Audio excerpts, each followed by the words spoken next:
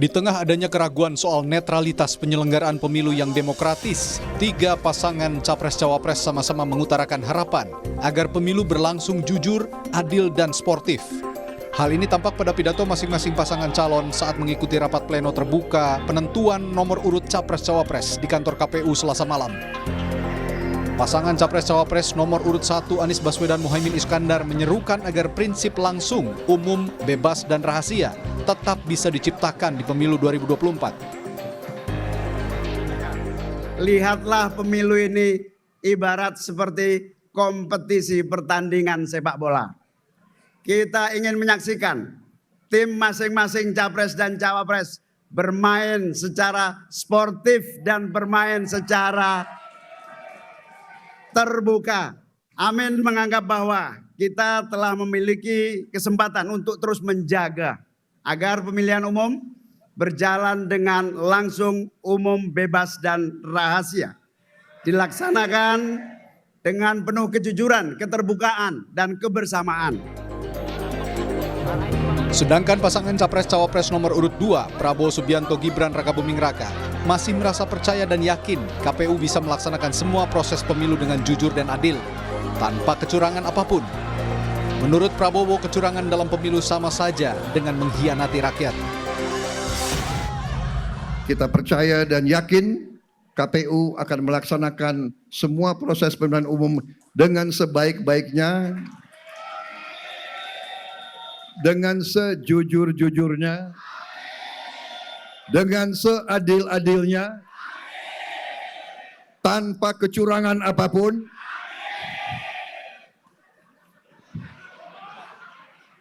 Karena kalau melaksanakan pemilu yang curang, mengkhianati bangsa dan rakyat Indonesia. Sementara itu, pasangan Capres-Cawapres nomor urut 3, Ganjar Pranowo Mahfud MD, menyinggung arah reformasi yang masih harus dituntaskan. Capres Ganjar mengajak semua pihak berkompetisi di pemilu yang penuh integritas dan jauh dari unsur KKN, sesuai amanat reformasi dan konstitusi. Setelah ini kita mesti bisa memastikan bahwa arah reformasi mesti kita tuntaskan. Demokrasi yang berjalan jurdil, situasi yang bisa berjalan pada rel, dan kita selenggarakan dengan betul-betul membawa integritas yang jauh sekali dari unsur KKN. Harus kita pastikan. Inilah amanat reformasi dan inilah amanat konstitusi yang sekarang kita pegang. Tahun 2024 akan jadi tahun dengan suhu politik tinggi. Momen ini terjadi di tengah kualitas demokrasi yang cenderung turun. Karena itu, sebagai pemilih, penting menyaring baik buruknya informasi untuk memulihkan kualitas demokrasi. Tim Liputan, Kompas TV, Jakarta.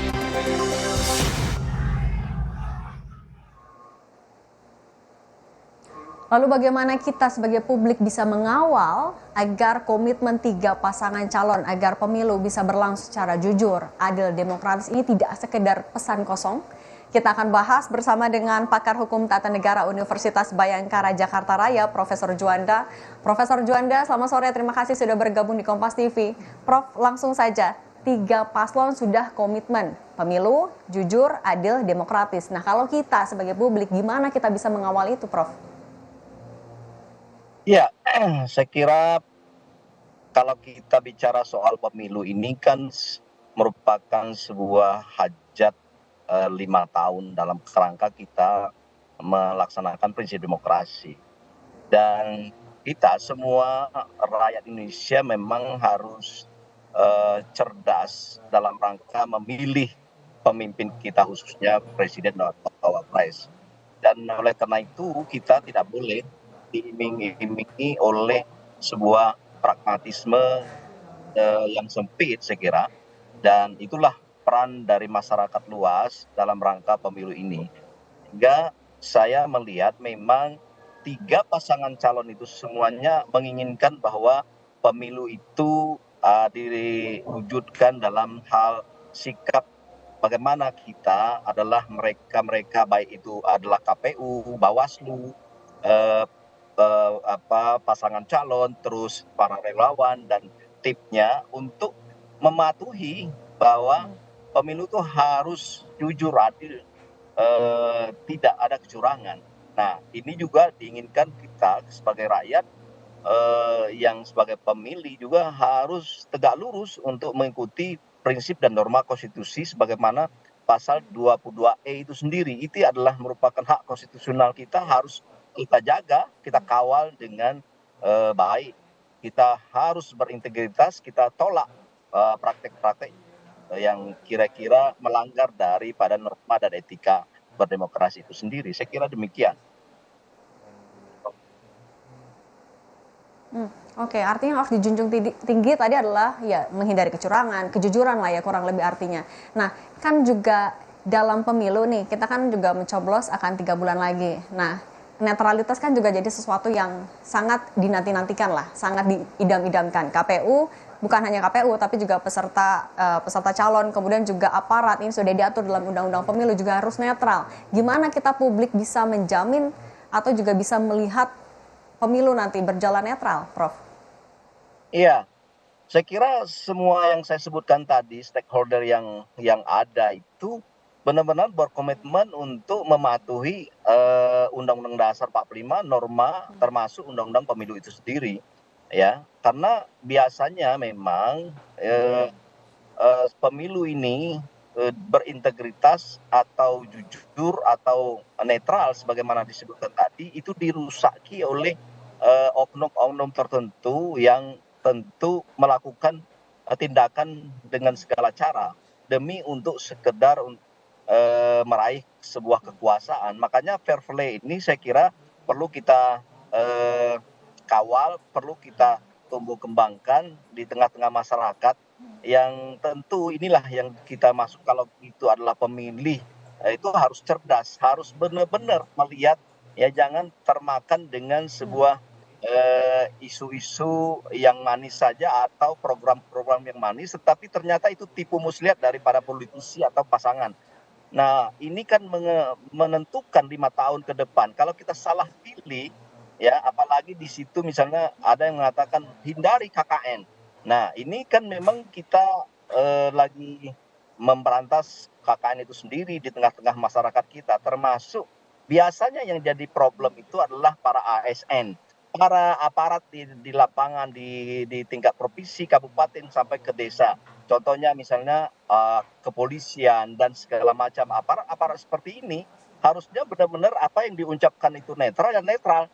Jangan netral di mulut, tetapi dalam praktek di dalam belakang layar bermain, ya demi untuk mendukung salah satu pasangan calon. Ya apalagi sekarang ada pasangan calon di dalamnya anak Jokowi. Jokowi itu sebagai presiden sekarang. Itu yang perlu kita kawal, dan ini tidak boleh bermain-main siapapun itu. Makanya TNI, Polri itu pada posisi netral, benar-benar netral. Jadi ketika semua stakeholder itu sudah menjalankan tugas sesuai dengan hukum yang berlaku, siapapun pemenangnya harus kita terima. Nah, inilah mungkin saatnya pemilu yang berkualitas, kita sebagai pemilih harus cerdas. Saya kira demikian. Oke, nah Prof kan juga artinya mengawal kita juga harus semakin memperluas literasi kita dan lain-lain. Tapi kan harus informasi menjelang tahun politik ini semakin kuat. Ada yang baik, ada juga yang tidak. Nah gimana caranya kita sebagai publik bisa memastikan informasi-informasi yang begitu banyak ini akhirnya tidak menciderai proses demokrasi sendiri, Prof?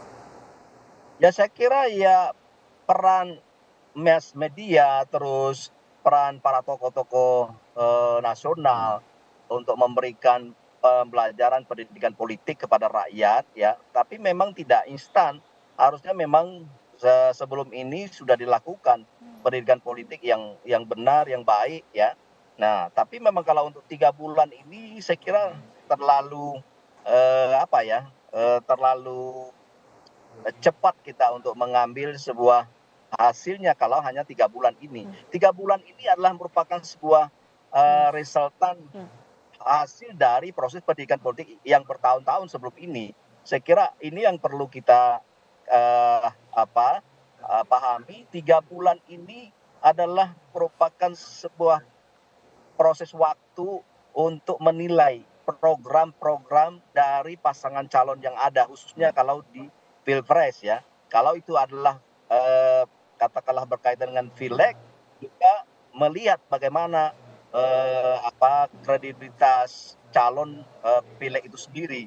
Namun demikian ya, yang tidak kalah pentingnya adalah bagaimana pemilu ini benar-benar aman, nyaman, dan nanti adalah terpilihnya pasangan calon khususnya presiden jauh benar-benar dari KKN itu, dan benar-benar etika politik kita jalankan, hukum kita tegakkan, aparat penegak hukum itu tidak bermain-main misalnya. Kalau memang ada kecurangan ya, jangan hanya untuk satu pasangan calon, yang lain tidak. Saya kira itu yang perlu kita lakukan pencerdasan, sehingga akumulasi dari peran fungsi dari media massa atau peran dari tokoh-tokoh bangsa untuk melakukan pencerdasan kepada pemilih, saya kira sangat penting. Dari sanalah kita tahu bahwa oh, ini adalah layak, ini tidak layak, ini ada unsur misalnya tidak konsisten atau kebohongan publik.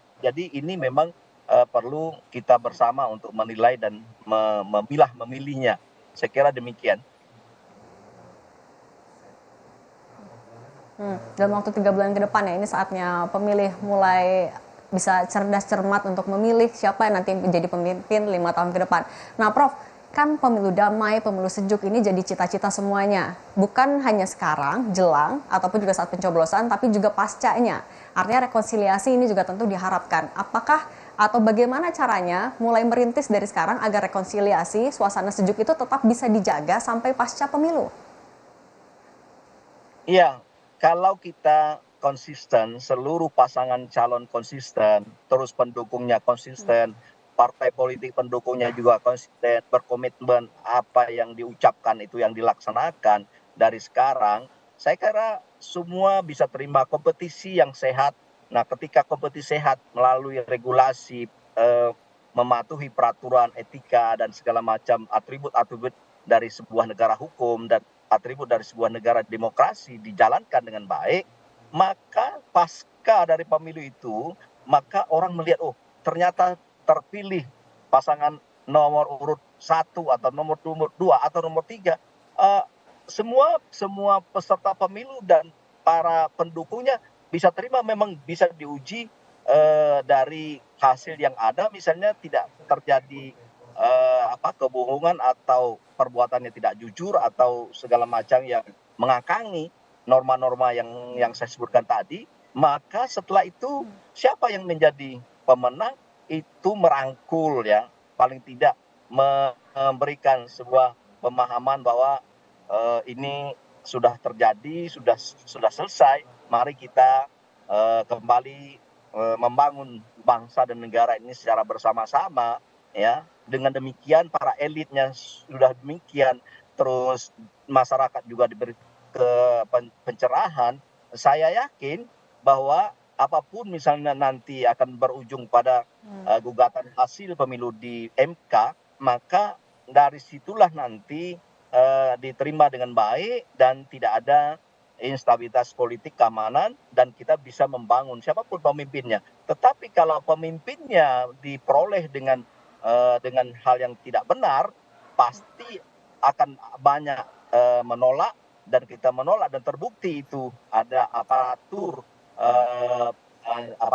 pemerintah atau ASN atau para penyelenggaranya itu berpihak pada salah satu pasangan, dan ini saya kira mencederai dan hasil juga akan dipertanyakan. Tolak. Baik, artinya konsisten menjaga komitmen dari ketiga paslon, tidak hanya sekarang tapi sampai nanti pasca pemilu. Siapapun yang terpilih, tapi rekonsiliasi itu harus dijaga.